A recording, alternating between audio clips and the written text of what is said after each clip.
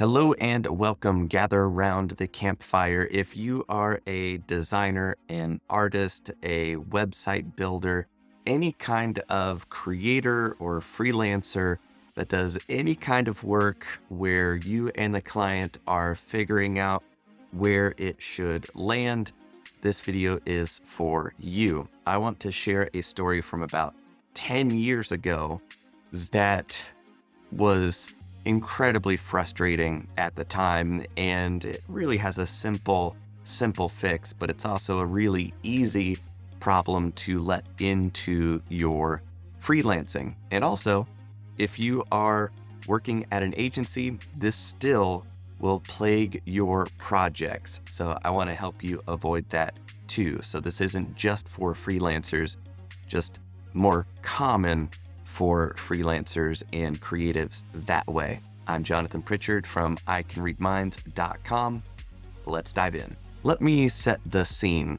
Like I said, it's about 10 years ago, and at that time I was building websites and branding packages for entertainers. I would design their site, their posters that they would send out for venues to promote the show.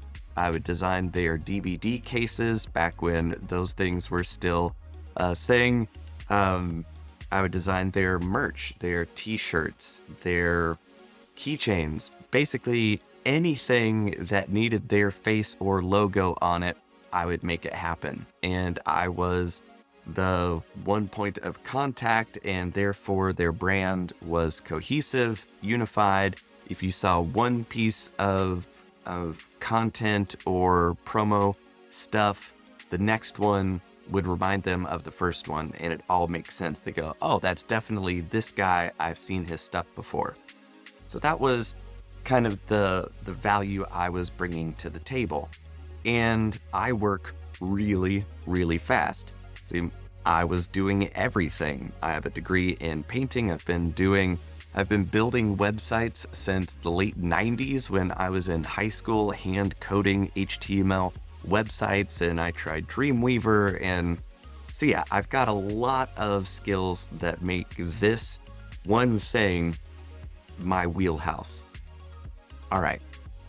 At the time, I was also super broke. I needed more projects. I needed more clients. I needed to close these things. So there was a potential client who was saying, hey, Jonathan, I've seen your work with these other guys. I would love for you to do my stuff as well.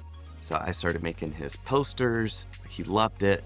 I made his DVD case. He loved it. And he goes, you know what? You need to build my website. I said, awesome. 50% down up front, 50% at delivery, and we're good. And he says, fantastic, let's go. So I think back then I was charging like $5,000 for a website. So it was $2,500 down up front. And I was thinking, fantastic, I'll knock this out in a week and I'm getting paid. This will be fantastic. So he pays, and then I get to work and set it up, and we're going through.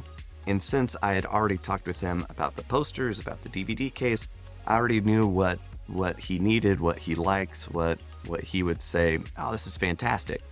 And I get a really good head start. And to my mind, I just spent a week. It is ready to launch. Let's go. Pay me the rest of my money.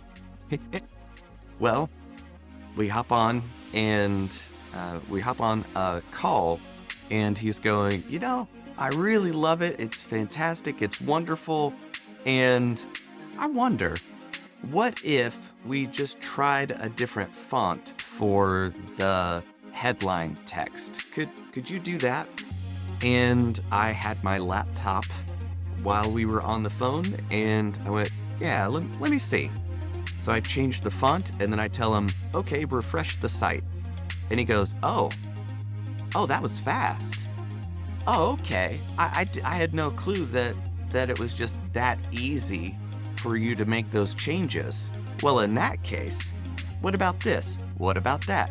How about this? Could we change that? and I created my own monster.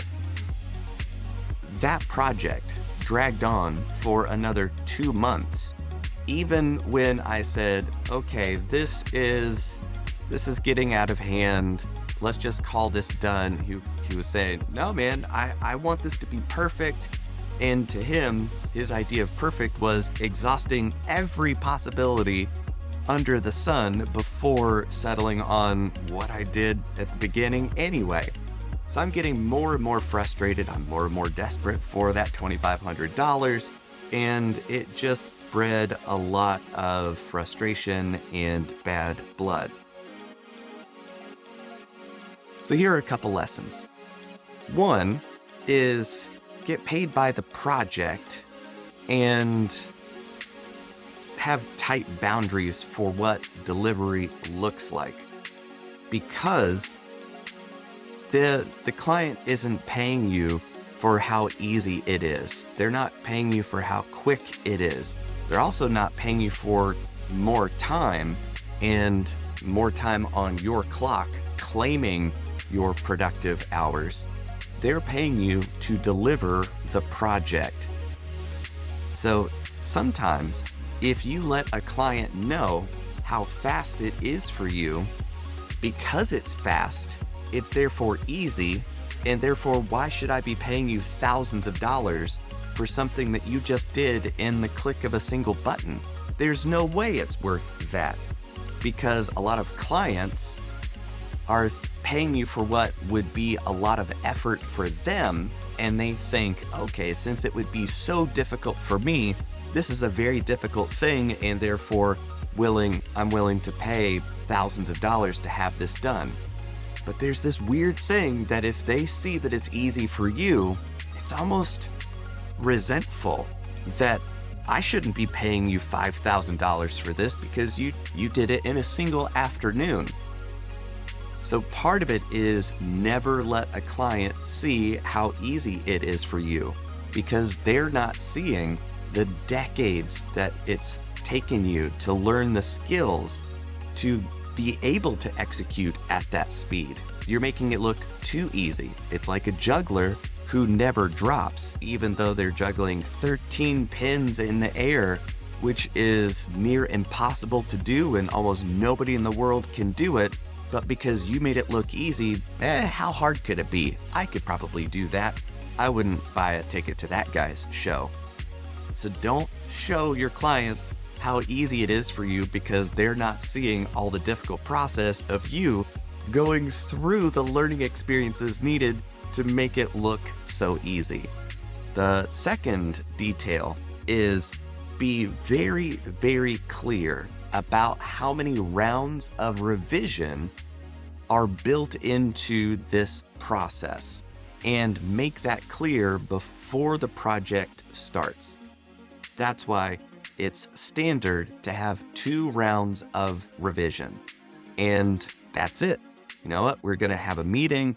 We're going to get on the same page about what your likes and dislikes are, what brands you like, which ones you would like to stand next to.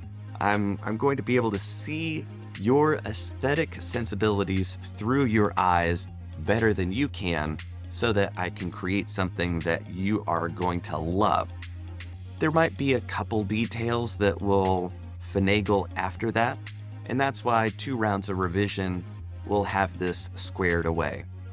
If there's anything beyond that, new issues that come out, we will rescope what extra resources we'll need in terms of time and dollars in order to get you exactly what it is that you're looking for.